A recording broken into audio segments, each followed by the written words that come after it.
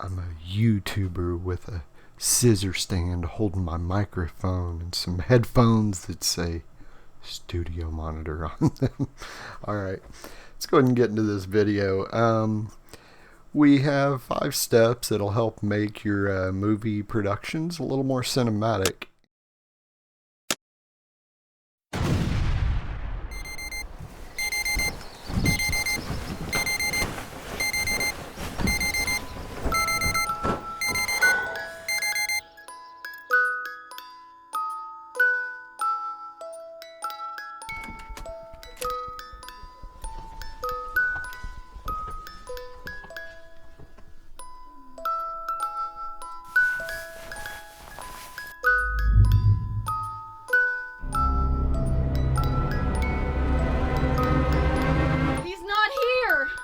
The clip before this that you just saw was from a short film that I produced called Better, and that had what I call the calming before the storm, so you can kind of set up your shots.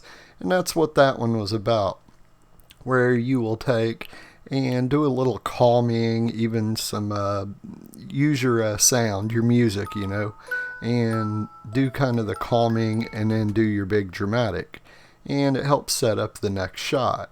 So that's one way of doing that, is going in, create a really calm environment, and then do one of your more dramatic scenes after your calming.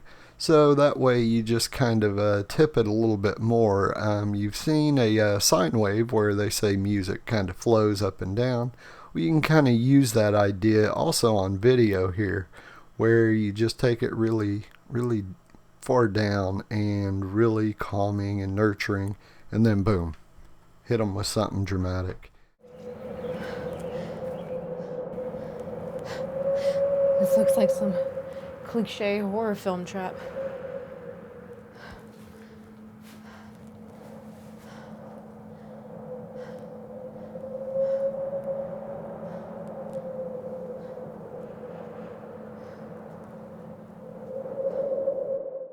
The scene you just watched there was from a short film that I did called COVID 2020, and I really wanted to bring out that mystical feel and that feeling of uneasy. Like you could use some leaves or even a branch and bring it right up to the camera, and it's almost like you're being watched. And you've probably seen that in a few horror films. And make sure that your actor, kind of highlights that a little bit, and that'll give you a little extra suspense in an otherwise kind of boring shot. Because just remember, you're not doing video here, you are doing cinema or movies. So you can do this shot here, the great things, you can do this with a phone, you can do it with any kind of camera. You really don't need filters, fancy lenses. The shot you just seen there was from a music video, not a movie. But the artist wanted something a little more movie-like, a little more cinematic in that. And what I originally had wanted to do with that shot was to direct the audience's attention. And that's another use of this shot, a great use of it actually. Now in this shot, it was just a boring scene if all we did was see him turn his head. So the idea was to blur it out, and then as soon as we brought it into focus, your audience's attention was focused right there, and then he does the little turn his head, and it kind of works with the rest of the scenes in that music video. Now I do want to remind you that all these movies and that music video are all on this channel.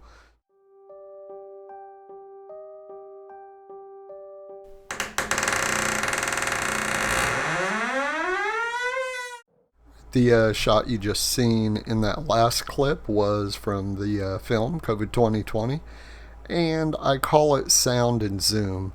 Now what that means is I kind of use the sound to go along with it, which sound they say is more than 50% of your movie, and in this shot it couldn't be any more true. So I use kind of the sound and the video together, and they just kind of make a build up And after that shot, there is like a really dramatic scene, but I didn't want to show that because it would make you forget about the original sound and zoom shot. Now, what I wanted to get across here is you really make a point of anticipation right there. And then you give your dramatic scene, and I guess it kind of makes your audience feel like they got what they were coming, to see when they go and see your movie, or finally click play on your YouTube video or whatever. So that's a really important thing, is to really build up some anticipation, and that shot's a perfect example of how to do that.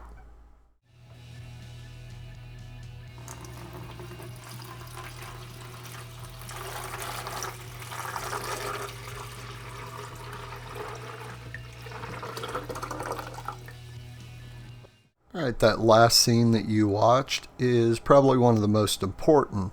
Now, why it may just seem kind of like an awkward, somewhat boring shot, the idea behind the lesson here, to get across, is to use your imagination. And you're not shooting a video, you're doing a cinematic movie. And think cinematic. And what I mean by that is use your creativity. Like, I've done a scene where somebody puts something down on the table, and it's a horror film that I'm working on.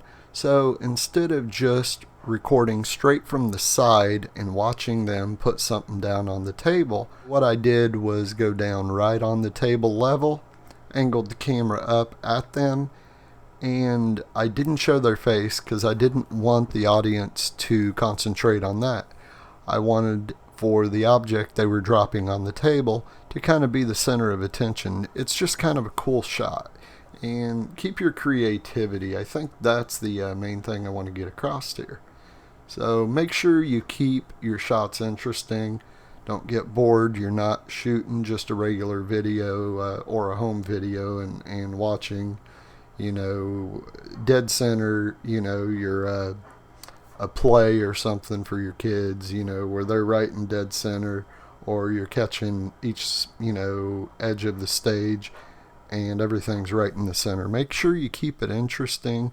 Use your angles, use your height, and, use your environment as well. So that kind of wraps all of these 5 tips together. Hope you enjoyed the video. Make sure you give us a like if you did, and subscribe to the channel. It really helps us out, and I appreciate you, and I'll see you in the next video.